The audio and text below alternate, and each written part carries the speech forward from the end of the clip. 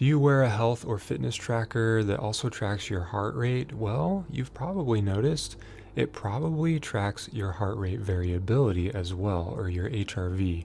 What is HRV? Well, today's episode is all about heart rate variability, what it is, what it means for your health, and what you can do to improve it. Now, my guest today is Dr. Torkil Færø. He's a general practitioner and emergency physician, documentary filmmaker, author, and photographer. Over a 26-year career as a freelance doctor, he has worked all over Norway, had 100,000 consultations, and thus gained a unique picture of the diseases that plague us. He learned that the cause is most often found in the stresses our lifestyles place on our bodies. When his father died at age 73, he realized that he had to change his own lifestyle. Being 40 pounds overweight, undertrained, overstressed, underslept, and drinking alcohol daily, he learned that this lifestyle could deprive him of decades. Using wearables, he found a way to track and regulate his nervous system and physiology. Færø is an award-winning photographer, author of The Camera Cure, and has made TV films about his pilgrimages to Nidaros and Santiago de Compostela. An inveterate traveler, he has visited over 80 countries and speaks 8 languages. He lives in Norway. I forgot to introduce myself to my new listeners. My name is Cody Cox, and I am your host. I'm also a holistic nutritional psychotherapist. So if you're interested in checking out to see what I do besides podcasting, go to beavercreekwellness.com. Let's get into the episode.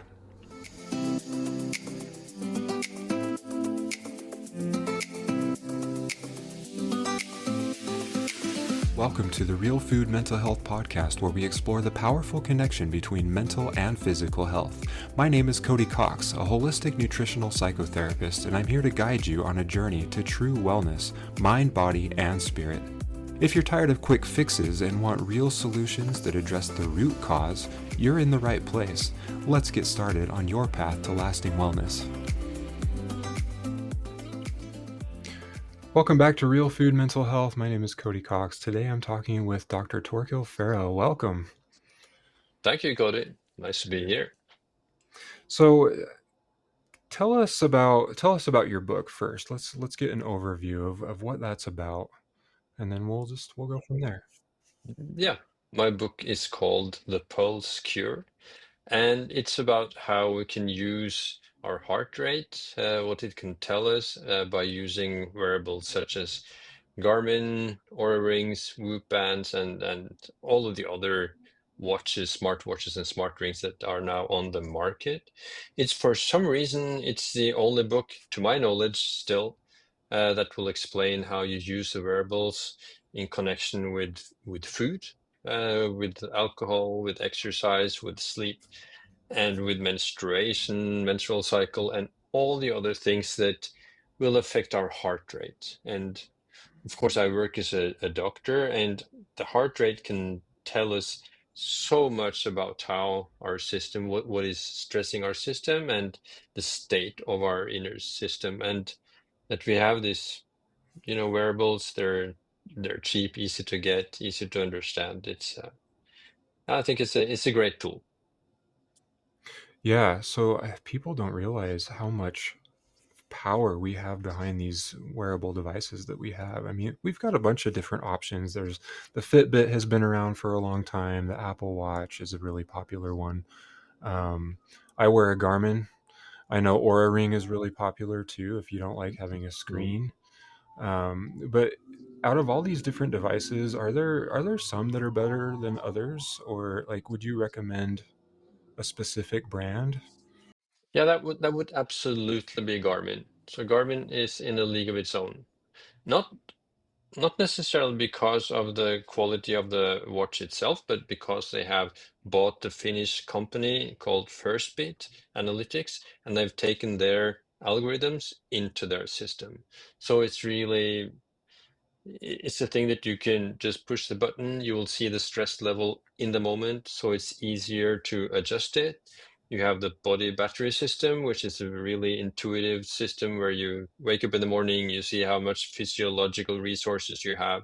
You can watch the body battery, what happens to it as the day goes by. And it's easy to see in detail when you are stressed, and at the exact point, which is, for example, why I here the other day could find out that when I had a pizza and a tiramisu, the Italian dessert, Hmm. my stress levels just went through the roof, like immediately. And it kept on through the night. So I woke up with a high heart rate, maybe 3 o'clock at night. And then I knew that, okay, if I go to the bathroom, I'll put my hands underneath the cold water for like 3 minutes. And I put some cold, packs on my forehead and my neck. Then that will put me into the parasympathetic state quite immediately. And that I know because I've seen these curves in detail. So it is, I think it's the algorithms built from millions of people and the artificial intelligence behind it makes these tools. I know that the soccer player Cristiano Ronaldo says it's like having a doctor on your wrist, and I pretty much agree to him with him that this makes it possible for you to observe your stress levels and take action once you see that you're straining yourself too much or even too little. You can find the balance once you see where that balance is. Without it, it's like driving your car without a dashboard. You don't know how much fuel you have left. You don't know your speed.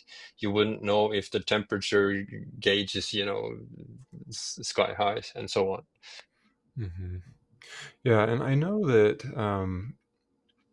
having this kind of information it's super valuable. And in America, we like to say, and I think it's more for legal reasons, we like to say these aren't technically medical devices, but they can still give us this very valuable data. And so you think a Garmin is one of the best devices out there. What are you thinking about? So I noticed that you're wearing a Whoop, right? Wearing a Whoop here and an Oura Ring, so I'm using the three at the same time. And I've been testing maybe 15 different devices. Also through, I started measuring the heart rate variability maybe 7 years ago, and the manufacturers they send me the different like Samsung, and they send me these wearables to test them. But I still keep these three as my favorites. Yeah.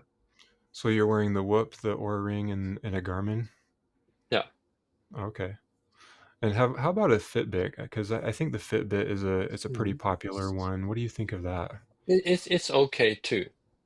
So most of the other ones are okay because they will measure the heart rate variability throughout the night. They will give you a pretty good score, a sleep score, and a pretty good overview so that you would know whether you are more or less, in balance. But to identify exactly that this kind of food you cannot tolerate well, or smaller details. For example, you could see that in a business meeting with a certain colleague, that would stress you, while the same meeting with another colleague the next hour did not stress you.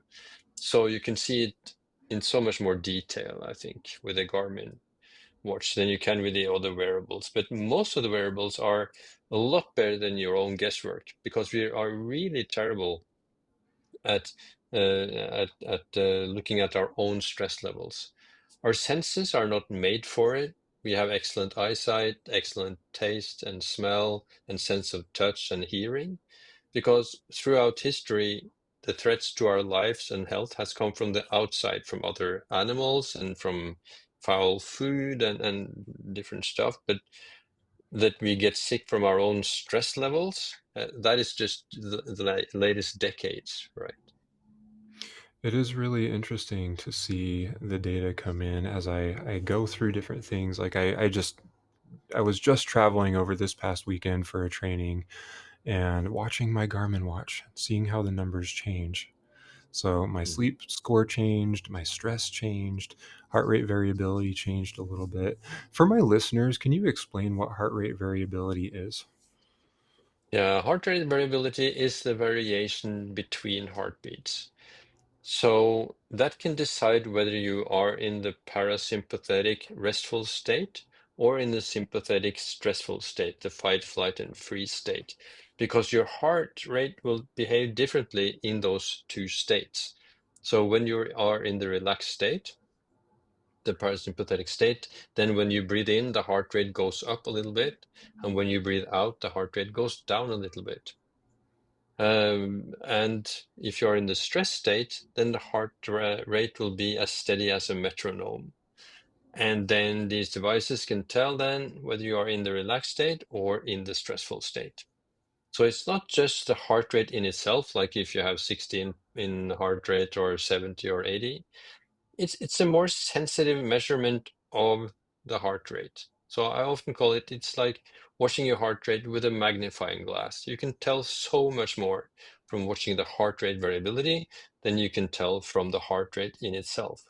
So and of course, these two states, they are part of the autonomic nervous system, the self-governed system that we share with all vertebrates, all mammals, is an ancient system that is, kind of operating at a pretty simple level. And for a doctor like me, it's almost touching to see that the very basic functions of our body, the heart and the breath, can tell us so much more than maybe some complicated lab tests or radiological procedures and so on. So this is really like a window into our basic physiology that is so important because it's at this level that most of the diseases are based, because we are under too much stress, and we are not so focused on recovery that we should. And once you get this gauge, just like the speedometer in your car, once you see your physiological and how intense, how do you say it? Yeah, intensity of your physiology, then it's easier to manage it once you can measure it. Now, before we started recording, we were talking about Coca's pulse test, where essentially you're measuring just the pulse. It's not really about heart rate variability because you can do that manually, and I think there is some value in that. But I was taught that these wearable devices, it kind of just depends on the device, I think, but some of them have algorithms to where they're not really giving you a real-time pulse. Would you agree with that, or are all of these pretty well Mm. advanced enough to where you could just look at the screen and just trust it to be accurate? I think that would be only Garmin because on the Whoop and on the Aura, I wouldn't be able to, eat if I eat something with chili, I get a really, really intense reaction.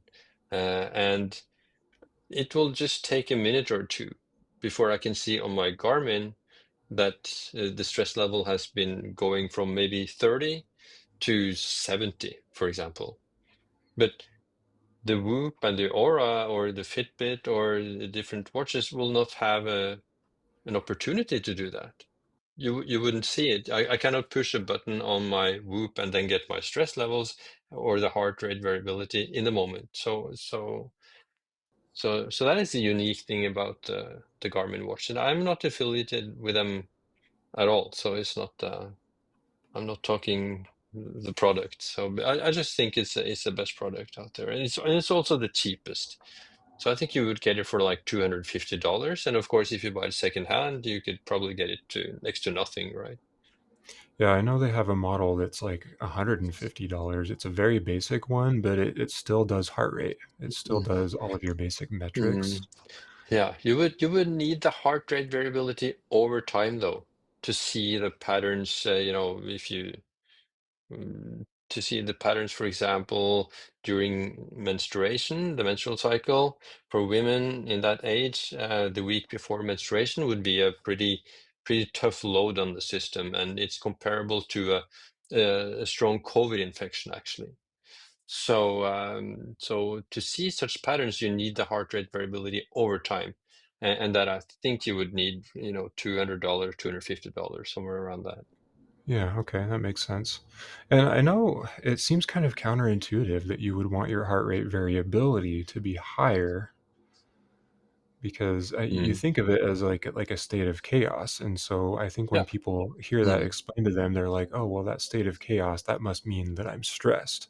But Mm. it's actually the opposite. We want that heart rate variability to be Mm. higher because that means Yeah. that we're more in that parasympathetic Mm. state. Yeah, that's Um, right. And I think most people probably now they have heard of it. It's more common. But when I heard about it the first time in 2019, I had never heard of it as a doctor even. So it's an old concept, but because earlier it used to be available only in expensive labs, with huge equipment. And the fact that we now have it in these easy accessible wearables has just changed the accessibility to it to know about it.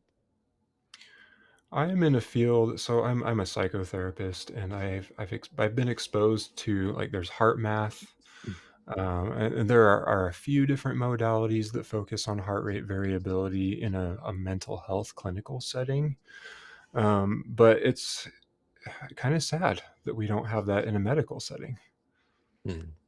Yeah, yeah, it is. And but the first time I heard about it was I was reading the book "The Body Keeps the Score" by Bessel van der Kolk that you've probably heard of or read. So I understand that the American psychiatrists they will use it quite a lot to assess the patient's condition. So it's a really really valuable biometric, I would say. And it's connected to almost all different diseases. I was interviewed earlier today, and they were talking about some spondylitis, and you can almost always get in to Google or on ChatGPT and ask about a certain disease, and then add heart rate variability, and you will see that there is a connection. Because if you have a low heart rate variability as a sign that your body and your immune system is under pressure, any kind of disease, it will be harder to beat or to counteract for your immune system. What general tips would you give to a person to increase their heart rate variability? I know in many cases it's bio-individual. Maybe there are certain foods a person just has a stressful reaction to and certain foods that they don't. But there some general tips that you would just give to a broad audience to increase heart rate Mhm. variability? Yeah, the first I would do is to minimize alcohol. So alcohol, according to Whoop, the downside to Garmin is that they don't collect the data or the information about what their users are doing, but Whoop does that. So according to Whoop, alcohol is the worst stressor of all by far. And that is what I myself, even as a doctor, used to think that would calm me down. I would drink to calm myself down. But when you get the wearables, of course, that's the first thing you see. That is a terrible for your stress levels and the worst stressor. So the first thing then is to minimize alcohol and only use it, for the special occasions that well, some wedding or whatever. And second to that, I think that most people who start using the wearables will stop eating the last meal 3 or 4 hours before they go to bed. They find out pretty quickly that a late night meal, even 1 hour or 2 hours before you go to bed, will affect the sleep quality and the heart rate variability throughout the night. Have you experienced that yourself? Or Yes, definitely. So I have noticed that sleep is one of the most fundamental needs that we have, and one of the simplest things to correct for most people. But many of us don't even bother to try. Mm. And when I do, I have noticed like if I stop eating a few hours before bedtime, I have an appropriate bedtime routine, or we call that sleep hygiene in my field. Um, Mm. my sleep score is better. My heart rate variability is Mm. higher. I feel better in the morning. And Mm. so some simple diet and lifestyle changes can make a huge difference. People Mm. don't know what they're missing with these things. Mm. Yeah. Yeah, yeah, I think so. And many people have been taught that, it's a good thing to have a small meal before you go to bed. It's what you maybe been told from you're a kid, right? So, but the numbers clearly show that that is a bad idea. And a lot of people also start to skip breakfast and to have a feeding window of maybe 6 to 8 to maybe 10 hours so that your intestinal system will have enough downtime to recover from the work in the daytime. So a lot of people find out that too, and a lot of people find that certain foods will stress their system. The worst is usually bakery goods, like bread and that kind of things. Not necessarily because of gluten, I think. There may be other reasons for it, but they would often find out that bakery goods are not so good. And also milk. A lot of people find that milk stresses them. And also the kind of ultra processed food, particularly the kind of comfort foods, like chocolate, the candy, those kind of foods, that this will stress them. So they may be thinking that okay, they're lying on the couch watching Netflix with a bag of crisps or candy and thinking that, okay, now they're relaxing, while their heart rate monitor will show that they're totally stressed. I can be as stressed by that as my monitor will show when I'm having a lecture in front of like 300 people. Just some candy would make the same amount of stress for my system. And once you see that, it's easier to, yeah, to take some other choices. And other than that, I think in the moment to improve the heart rate variability, that would be breath work. That would be Uh, to breathe slowly. So that would be the most effective way that you always can do to calm yourself down. And when you see that, in the heart rate, then it's easier to do it. and do you recommend counting the breaths? Do you have like a specific method that you I use for breathing deeply? I usually myself do 4 seconds in, 6 seconds out, maybe because I like simplicity. There are, lots of different ways to do it. I think the most important is to just to breathe slowly. So if you think that, okay, I don't bother to count and it gets too difficult, then just breathe slowly. It's good enough. I have been telling people that as long as you make your exhalation longer than your inhalation, it should work. Mm. If you reverse that, Yeah. that could induce stress and anxiety. Mhm. And Yeah. so you just want to be mindful about that. Just make your exhalation longer. And often it helps just to take some longer exhales, one or two or three times. Often that is enough. So, and if you do that multiple times during the day, uh, after a while it becomes second nature. So you do it almost even before you think that you should do it, right? I haven't done any research on specifically on nutrition and heart rate variability, but you mentioned how baked goods can cause people to have an increase of stress. And if I were to speculate on that, I think it's just because of the refined carbohydrates, maybe some of the Mm. other ingredients that they put in those baked goods. But at least in America, it's something like 90% of us have metabolic syndrome because Mm. of the overconsumption of refined carbohydrates. What does that do? Well, that causes adrenal fatigue. That makes you Mm. feel stressed. That makes you not sleep. And so Mm. there are a lot of things happening just because we eat too much bread. And it's like you were saying, it's not even necessarily the gluten, it's just that it's refined. It's ultra processed. Yeah.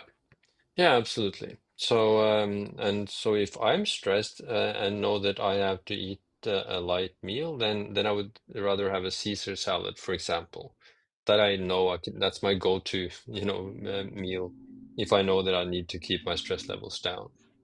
So, and chili is the worst, and also know that for many other people that is a huge stressor. So for other people, not so much. So what this variable also do is that they show you how you react to a certain thing. Because what we doctors mostly consider is huge studies, RCT studies with maybe 10,000 people, and what we get presented is the average.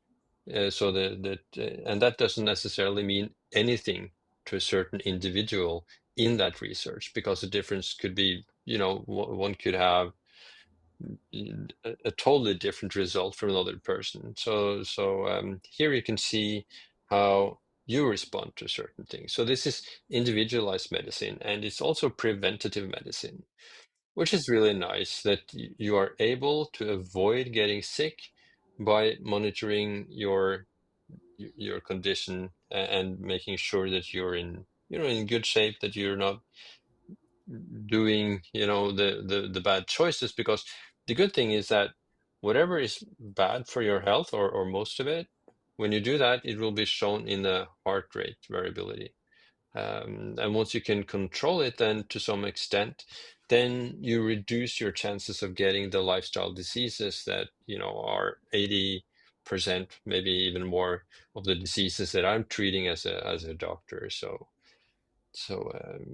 it's because the problem is that all the money is on the backside of disease. There's so much money to be made from sick people, and it's not. So these devices is kind of a way to put money on the front side of disease to help you avoid getting into that situation in the first place.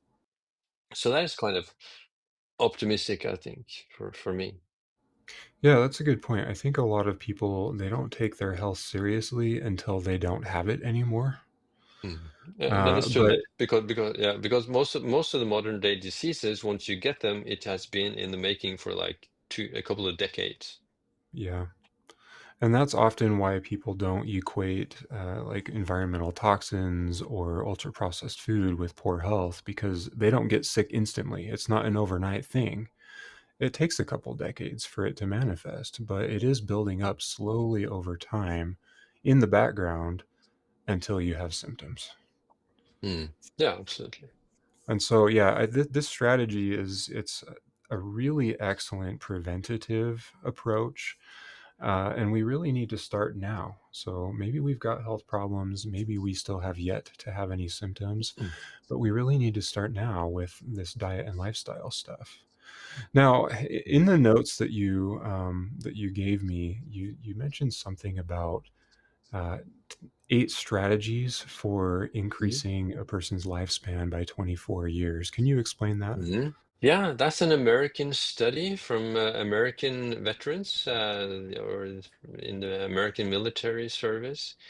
And they've been following 700,000 people for, I think it was 15 or 20 years or so. And they found that the 8 strategies that are more or less exactly the same as I'm mentioning in the Pulse Cure. The Pulse Cure is not only a book about wearables, it's a book about the best strategies for nutrition, for exercise, for sleep, for how to relate to manage your stress, and many other things.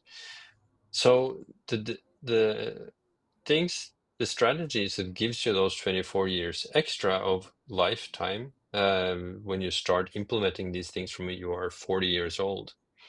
That is pretty much the same that I'm talking about in the Pulse Cure. And those 8 strategies, that is pretty much exactly the same that I'm talking about in the Pulse Cure. So those 8 strategies would be to make sure that you have good sleep, that you are not stressing too much, you have some stress management possibilities, that you're not drinking too much alcohol, that you have good relationships, that you stay away from opioids, and of course that you are physically active. I don't remember how many I got up to there, but it's those 8 strategies anyway will give you 24 extra years. And the good thing is that even if you start implementing this from you are 60 years old, because those 24 years is from when you are 40 years old. But when you start from 60, you even then have 18 years to gain from this. So, and that is also my clinical experience, that if you are doing these strategies, then the chances are that you will get into your 90s and you will still be vital. You'll still be able to do things you want to do. If you don't do that, You're doing the exactly opposite. You're smoking, you're drinking too much alcohol, you don't sleep enough, you have poor relationships, you are smoking, and so on. Then you would be lucky to get into your 70s and still, have your health. And you would probably, be dead in before you're 75, for example. So I can see this in practice also, and not only in theory. So that's hopeful, and because I did all the mistakes in my own book. So in the Pulse Cure, all the good advice that I have there, I used to do exactly the opposite, even being a doctor. So, and that is Mm. because I didn't think that lifestyle mattered so much. I knew that what was smart to do, but I thought it would only give me maybe 3, 4, 5 extra years of lifetime. But it would take me 3, 4, or 5 years to do that. To sleep 1 hour longer will take you 2 or 3 years. To exercise then 1 hour a day, that would also take you 3 or 4 years, right? So now we know that there are more years to gain. So this kind of a much better investment. It's not like 1 hour of, smart lifestyle choices gives you an hour lifetime. It's more like 1 to 6. So 1 hour of, effort gives you 6 hours back, right? So it's more in that Mm. neighborhood. I think especially in developed countries, we live in societies where we highly value instant gratification, and that's what keeps us from taking these things seriously. But most of us, I think, intuitively know what we should be doing to Mhm. increase years so that we can live longer and be healthier and be happier. It's just a matter of starting somewhere. And Mhm. so we're coming up on the end of our recording, and one of the questions that I like to ask people actually ties directly into what we were just discussing. If you could change one thing about the way people approach health and wellness, what would it be? That would be that they take charge of their own health, because I've been working as a doctor for 26 years, and at least until maybe 10 years ago, if I told people that they had, they could be in charge of their diseases, that if they lived in a certain way, they wouldn't have gotten to this disease that they were having, people would just be mad at me. So I ended up not even talking about it. But for the last 5 or 10 years, there's been a whole shift in the mentality towards this. So now we know that there's so much we can do to avoid getting sick. And that would be the most important thing I can teach people, that you are in charge of your own health to a large degree, Hmm. which didn't used to be known. And most doctors, even I think maybe even today, are not really aware of how much that you can get those 24 extra years by making better lifestyle these choices. So it's not a question of getting the right medicine or the right or surgery or this. It's what you can do. And you have to do these lifestyle choices. Other people you can't hire other people to do the push-ups for you, right? You have to do them yourself. And so that would be the most important thing, and that we can use then the heart rate to measure this, that it will give us insight into whether we are succeeding in this or not.